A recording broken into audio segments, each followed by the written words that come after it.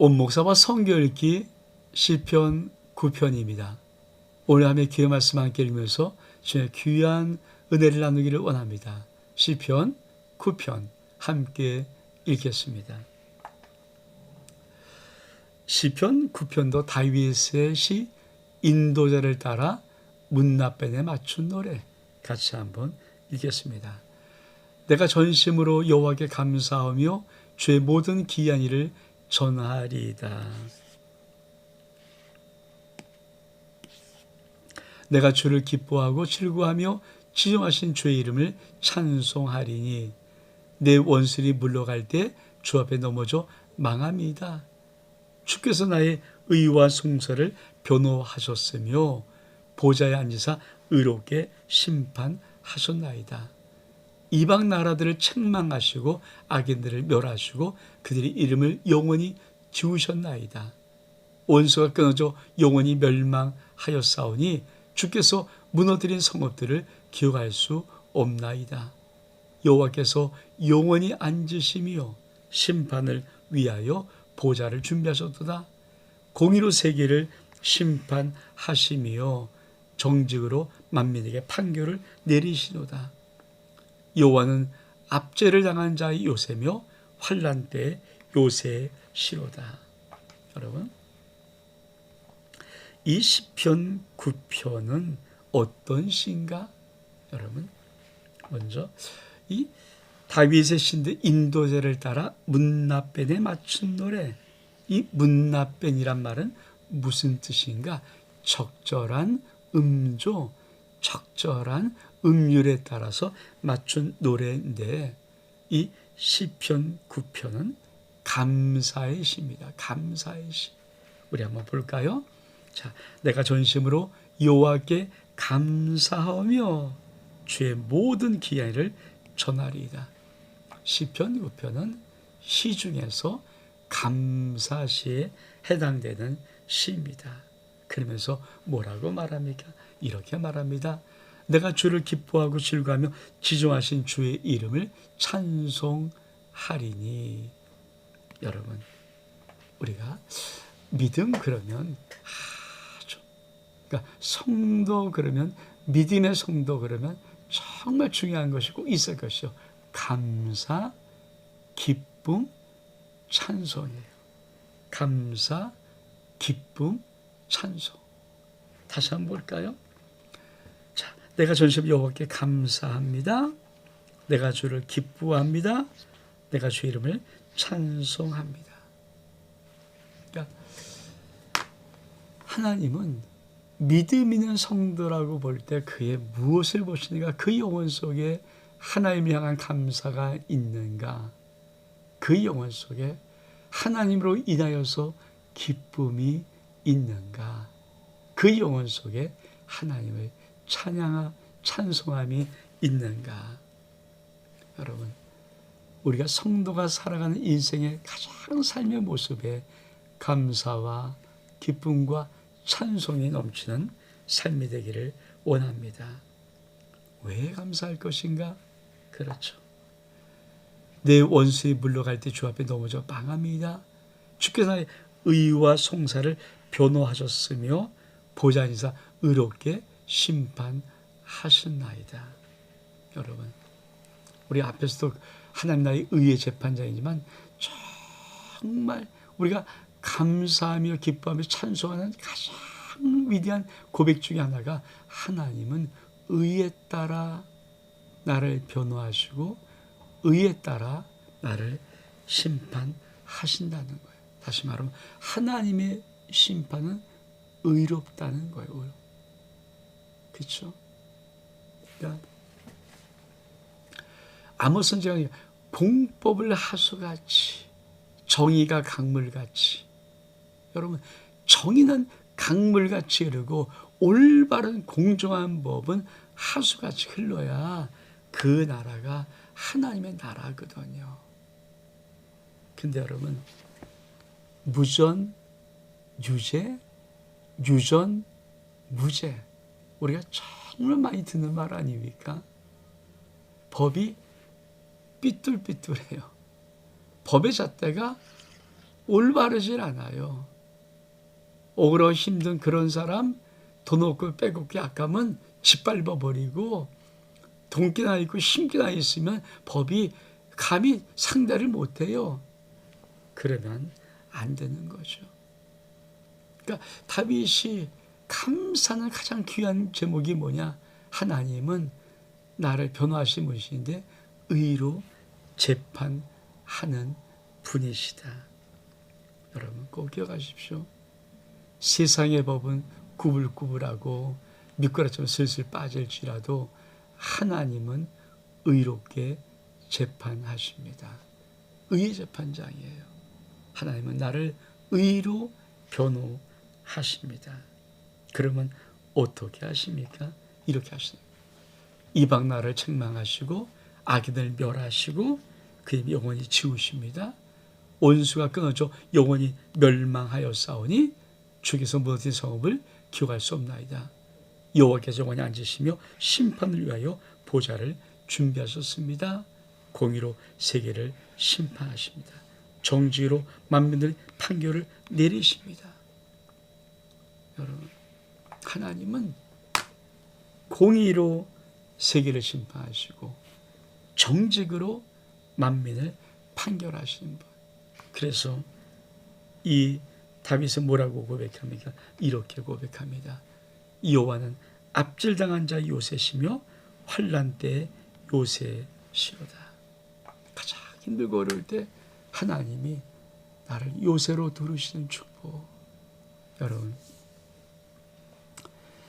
인생을 살아가면서 세상으로는 나의 요새가 없을지라도 오늘도 살아서 역사의 주권자가 되시고 주관자가 되시고 내 인생의 삶의 주인 되신 나의 사랑의 하나님 아버지가 나의 환난 당할 때, 나의 어려움 당할 때 나의 요새가 되는 이 믿음의 축복이 오늘 있기를 선포합니다.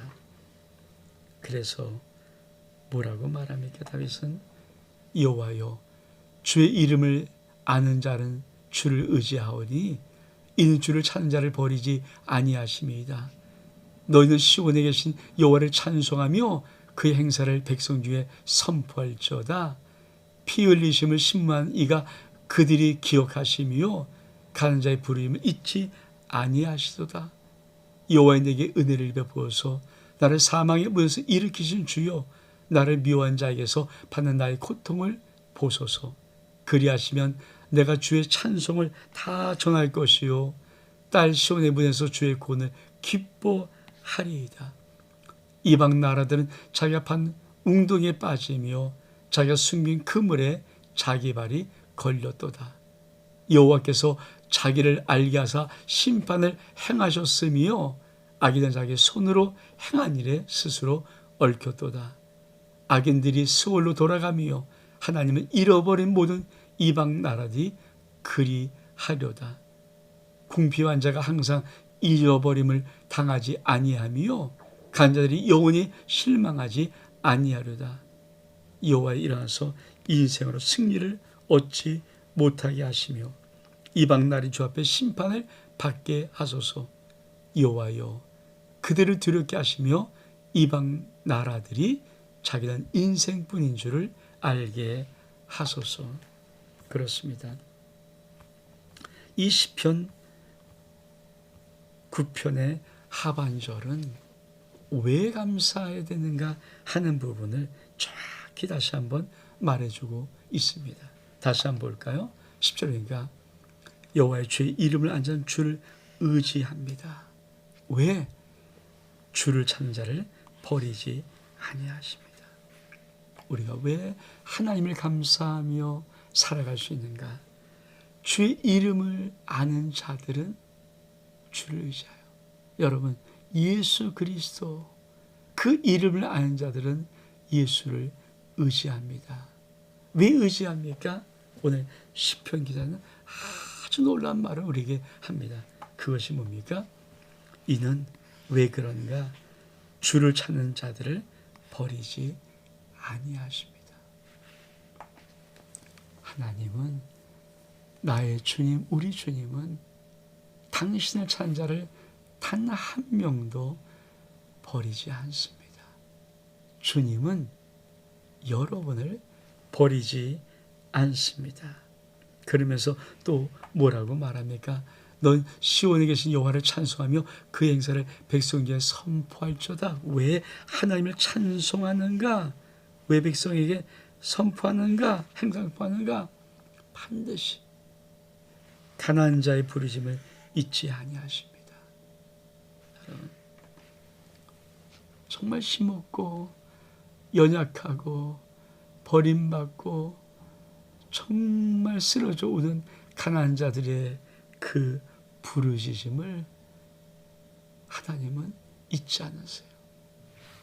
그래서 우리가 하는 복음성가에 나의 작은 신음에도 응답하시는 주님, 여러분, 하나님은 나의 작은 신음소리 하나도 귀를 기울여 들으시고 그 신음을 응답하시는 분이십니다. 그래서 하나님을 찬송하는 것이죠. 그러면서 또 뭐라고 말합니까? 이렇게 말합니다. 여호와여 내게 은혜를 베푸소서. 나를 사망의 문에서 일으키신 주여, 나를 묘한 자에게서 받는 나의 고통을 보소서. 그리하시면 내가 주의 찬송을 전할 것이고 딸 시온의 문에서 주의 구원을 기뻐하리로다. 여러분, 힘들고 어려울 때 세상을 구하나요? 은혜를 구하나요? 세상을 구합니까? 사람을 구합니까? 사람의 손길을 기다립니까? 아니면 주의 은혜를 기다립니까? 저는 이 다윗의 고백처럼 저와 여러분이 힘들고 어려울 때, 연약할 때, 쓰러져 있을 때, 무너져 있을 때, 답답할 때 세상의 사람의 손길을 기다리는 것이고 세상의 구원을 기다리는 것이 아니라 주의 은혜의 손을 기다리는 저와 여러분 될 수 있기를 원합니다. 그것이 얼만큼 귀한 것인지. 그래서 그 은혜의 손길로 나를 사망의 무에서 구하면 내가 주를 정말 찬송하겠습니다 하는 것입니다. 그러면서 뭐라고 말합니까? 이렇게 말합니다. 이방 나라들은 자기가 판 운동에 빠지며 자기가 숨긴 그물에 자기 발이 걸렸도다. 여호와께 자기를 알게 하사 심판을 행하셨으며 악인은 자기의 손으로 행한 일에 스스로 얽혔도다. 악인은 수월로 돌아가며 하나님을 잊어버린 모든 이방 나라들도 그리하리로다. 여러분, 하나님은 악한 자, 자기 판 우동이 자기 친 그물에 빠져버려요. 그러니까 제 우동이를, 제 무덤을 지가 파는 거죠. 이게 세상 사람도 알고 있어요. 자기 무덤을 자기가 판다는 거. 근데 악인들은 반드시 그렇게 돌아가게 만듭니다. 그래서 악인은 스올로 돌아가고 하나님 잊어버린 모든 이방 날도 그리합니다. 그러면서 뭐라고 말합니까? 18절, 궁핍한 자가 항상 잊어버림을 당하지 아니하며 가난한 자들이 영원히 실망하지 아니하리라. 참, 그러니까 왜 이 시편 9편이 정말 멋있는, 그렇죠? 감사의 신지, 그렇죠? 우리가 감사하고 기뻐하고 찬송할 수 있는지 다시 한번 여러분, 28절, 궁핍한 자가 항상 잊어버림을 당하지 않습니다. 가난한 자를 영원히 실망하지 않아.